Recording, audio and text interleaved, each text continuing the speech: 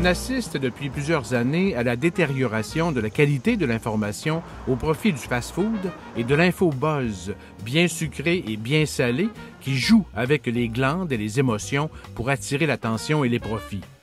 Depuis une quarantaine d'années, les salles de nouvelles des médias nationaux, régionaux et locaux au Québec se sont vidées de leurs journalistes. Le nombre a diminué de 10 % entre 2006 et 2016 et la baisse se poursuit. Des accusations circulent sur le manque de neutralité journalistique et sur la culture du show business de l'info. La crédibilité du journalisme est touchée et aujourd'hui, la simple perception est devenue la stratégie pour manipuler l'opinion publique. Comment le journaliste doit-il réagir? Mieux se protéger, mieux protéger le public et retrouver la pleine confiance des consommateurs. Une des bonnes façons, c'est de mieux comprendre son travail. Alors moi, je suis au Soleil depuis 2003, mais depuis 2018, rédactrice en chef. Alors, le rôle de rédactrice en chef, c'est évidemment d'avoir un regard sur tout ce qui se fait question contenu, le volet rédaction, parce qu'un journal, hein, c'est oui du journalisme, c'est aussi les ventes, l'administration. Et moi, je suis donc la personne ressource réellement pour la rédaction. Donc, quand même, un travail de représentation à certains égards auprès de mes collègues des autres départements. Donc, je suis vraiment le point de chute de la rédaction. Au quotidien, j'ai une patte dans le contenu, une patte dans les visions plus stratégiques.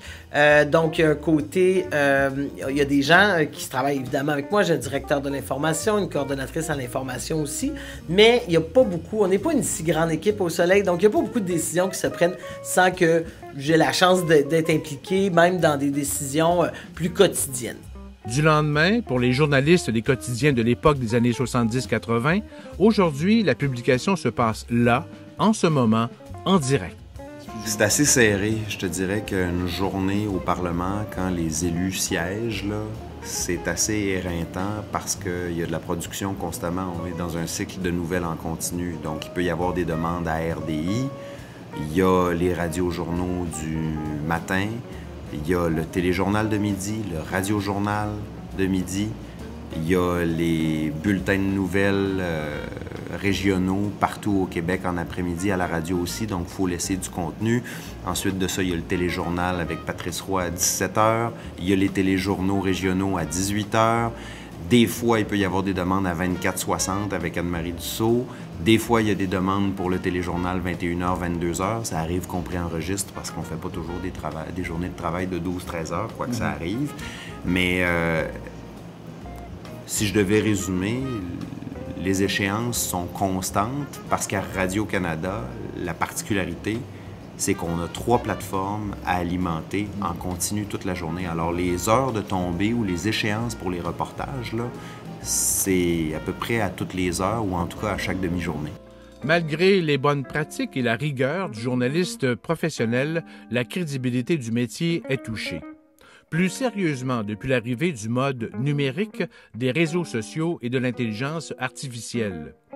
Les fausses nouvelles et la désinformation fabriquées par des spécialistes, la confusion des genres et l'omniprésence de l'opinion sont autant d'éléments qui affaiblissent la confiance envers les journalistes. Il y a un lien de confiance qui est brisé, qui est à rebâtir, assurément. Moi, je n'ai pas peur des mots, je le sens sur le terrain, qu'il y a eu une perte de public. Moi, comme défenseur du journalisme, l'opinion répandue à tout vent, pour moi, c'est venu briser une partie de notre métier. Parce que, oui, c'est important les chroniqueurs, c'est important les journalistes dans le milieu du sportif. Mais tu ne peux pas offrir que ça comme voix, parce que ça fait en sorte que dans la tête des gens, les journalistes, ce sont des gens qui ont des opinions et qui les répandent à tout vent. Mais c'est pas ça, le journalisme. Le journalisme et les journalistes, on doit s'assurer d'être là pour jouer l'avocat du diable, de remettre les contradictions et d'être là dans la neutralité. Le journalisme de solution ou de bienveillance aurait-il un avenir? Devrait-on innover ou explorer de nouvelles façons de financer des salles de nouvelles régionales et locales multimédia? Quoi qu'il en soit, la démarche journalistique qui doit mener à la vérité a été, est et sera toujours reconnue comme un service essentiel dans toute société.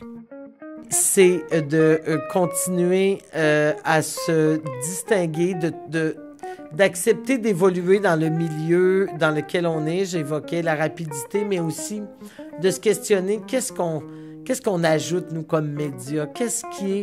En quoi on va se distinguer dans cet univers de désinformation, de médias alternatifs? Alors, c'est de trouver, je pense, de ne jamais perdre de vue, malgré la rapidité, malgré la surabondance, de jamais perdre de vue la démarche fondamentale des journalistes. Il y aura toujours une demande. Puis c'est ça qui me donne espoir. C'est ça qui, dans les journées les peut-être un petit peu plus difficiles, je vois ça puis je me dis, il y a de l'avenir parce que les gens sont prêts encore à s'abonner au Québec pour des médias d'information qui sont là pour offrir du contenu de qualité. Ça me donne espoir. Ça me donne la motivation à chaque jour de me dire, hey, j'ai des lecteurs qui paient à tous les jours pour avoir accès à mon contenu. Moi, je suis prêt à me battre pour ces gens-là. Je suis prêt à informer ces gens-là du mieux que je peux, de les surprendre, de les faire rire, des fois de les faire pleurer. Parce que c'est ça notre mandat, c'est de raconter des histoires et de faire découvrir des histoires derrière la performance de sport. Continuer à travailler sur la confiance que le public a envers nous. Puis ça, il n'y a pas d'autre moyen que de démontrer quotidiennement qu'on est digne de cette confiance-là. Puis comment on démontre ça? C'est par le sérieux de la démarche, l'aspect public de la démarche. Les gens, il faut qu'ils savent comment on travaille.